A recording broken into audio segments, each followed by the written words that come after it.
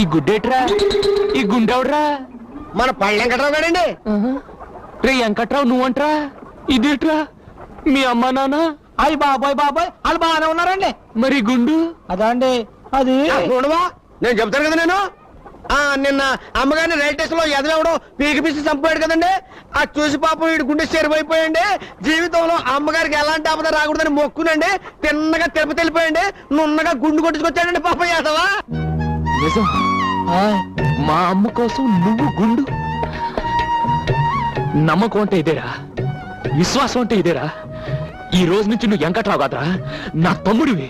అన్నయ్య, తమ్ముడు, అన్నయ్య, తమ్ముడు, అన్నయ్య. రారా రా. రే ఓపిగా అయ్యా, నా తమ్ముడు కూలెంతున్నారా? 20 అండి. ఓరి నా మొలతాడులో 20 ఏట్రా. ఇవాళ నుంచి 60 చెయ్యి.